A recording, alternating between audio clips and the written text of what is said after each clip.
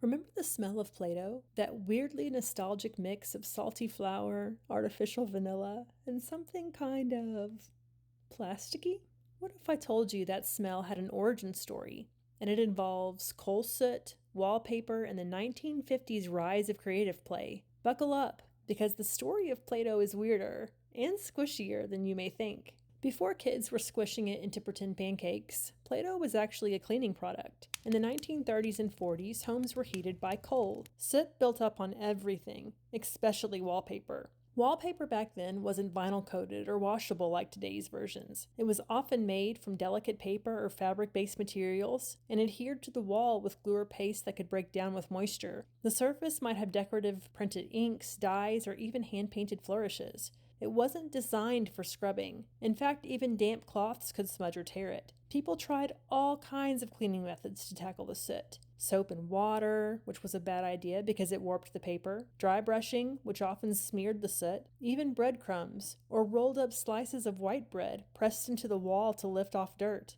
But most methods either didn't work well or damaged the wallpaper. What did work then? A soft, pliable putty made by Kutal Products in Cincinnati. Originally developed to clean soot without moisture or abrasion, and marketed to homeowners to gently lift grime from wallpapers without tearing it. It was non-toxic, pliable, and smelled vaguely like dough. In fact, it was literally just flour, water, salt, mineral oil, and borax. No dyes, no scent, just functional squishiness. Fast forward to the 1950s. The coal furnace was out. Gas and electric heat was in. Suddenly, no soot and no need for wallpaper cleaner. Enter Kay Fuzal, a school teacher. She and her husband had read about the dough's squishy texture and thought it might make a great art material for her students. So she brought it to school, and the kids loved it. Back then, toys were shifting. The post-war baby boom created a surge in educational and creative play. Building blocks, finger paints, and Lincoln logs. All hands-on activities were booming.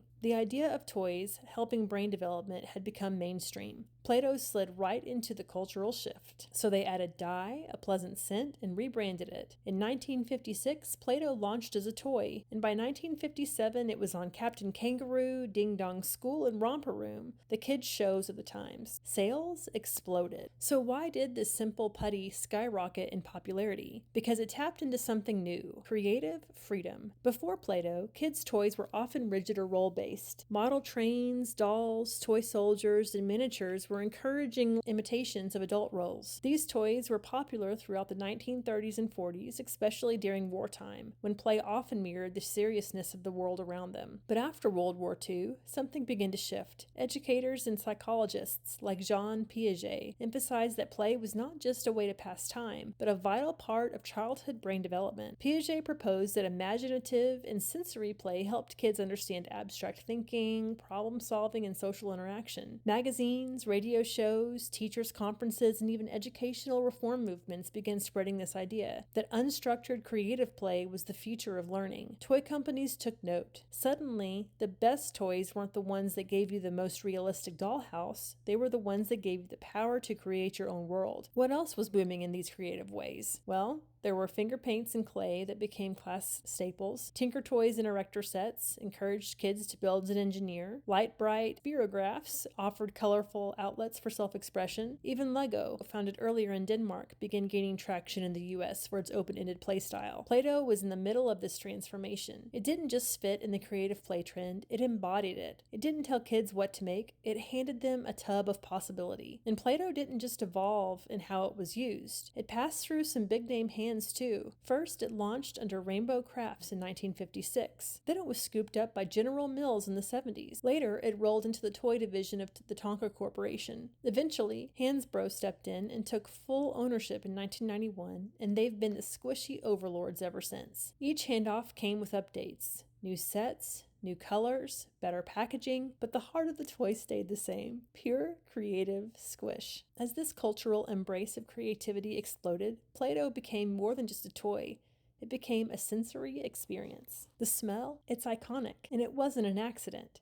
Hansbrough actually trademarked the scent in 2018. The company described it as a mix of sweet, slightly musk, vanilla-like fragrance with slight overtones of cherry and the natural smell of a salted, wheat-based dough. It was so iconic, in fact, that in 2006, a company called Demeter Fragrance Library released a Play-Doh cologne as part of its novelty scent collection. It was aimed at nostalgic adults, the kids who grew up squishing Play-Doh and wanted to literally bottle that memory. While it was never meant to be a mainstream hit, it became a quirky cult item. It was sold online in toy stores and even appeared in gift shops. Sales were modest but steady, just enough to stir conversation, land media coverage, and find its way into the hands of novelty fragrance collectors. It wasn't mass-produced in huge numbers, but it did what it was designed to do: keep the Play-Doh legacy weird and alive. Celebrities like Drew Barrymore reportedly mentioned it as one of the strangest but oddly charming perfumes they'd ever seen. So why do we love the smell so much? Because smell is tied to memory. That Play-Doh scent activates nostalgia for so many people. It's a sensory throwback to messy hands and creativity. It represents a time when the only goal was to make something, anything, out of nothing but your imagination and a squishy pile of dough.